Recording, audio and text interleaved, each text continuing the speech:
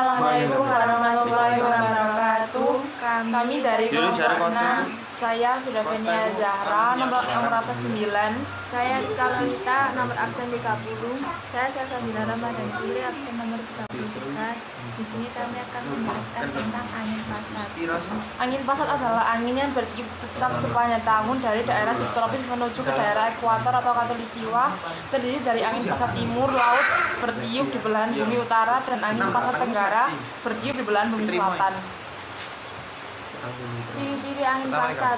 Angin yang berhembus di bumi sangatlah banyak. Setiap jenis angin yang berhembus di permukaan bumi, bentuk permukaan bumi ini mempunyai ciri-ciri angin pasat. Ciri-ciri dari angin pasat antara lain adalah: 1. Berasal dari daerah yang mempunyai iklim subtropis.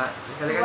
Bertiupnya berasal dari 2 daerah bertekanan maksimum subtropika utara dan juga selatan secara terus-menerus. 3. Tembusnya menuju ke daerah ekuator atau khatulistiwa yang mempunyai iklim tropis. 4. Terjadinya ketika ada perbedaan densitas utara di daerah sekitar garis ini.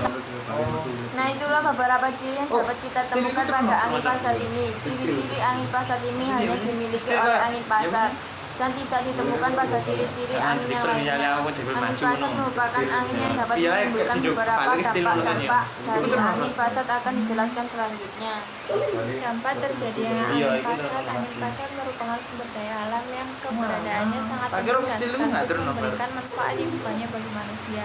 Meski banyak memberikan manfaat, tidak jarang juga angin menimbulkan kerugian atau dampak buruk bagi manusia. Maka dari itulah kita perlu mempelajari mengenai dampak-dampak yang ditimbulkan oleh angin.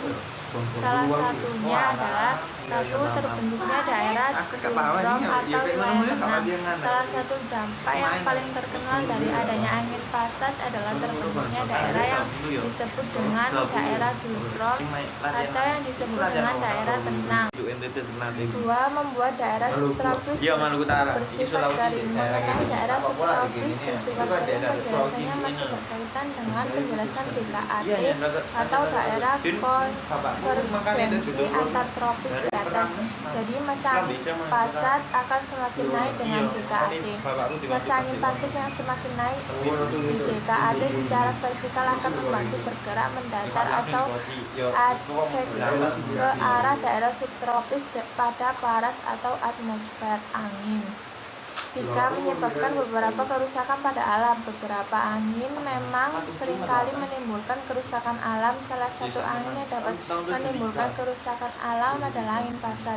Namun angin pasat, angin ini akan menimbulkan kerusakan apabila sudah melampaui batas. Maksudnya apabila angin tersebut terlalu kencang.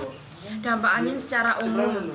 Angin merupakan udara yang bergerak. Udara yang bergerak merupakan hal yang tidak dapat dicegah di permukaan bumi. Angin memberikan banyak manfaat bagi manusia. Selain membuat badan menjadi terasa sejuk, angin juga dapat membantu manusia dalam pekerjaannya sehari-hari. Beberapa dampak dari angin antara lain adalah sebagai berikut.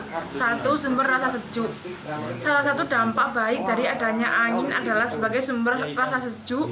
Rasa sejuk ini merupakan dambaan bagi banyak makhluk hidup, terutama ketika cuaca sedang terik dan terasa panas.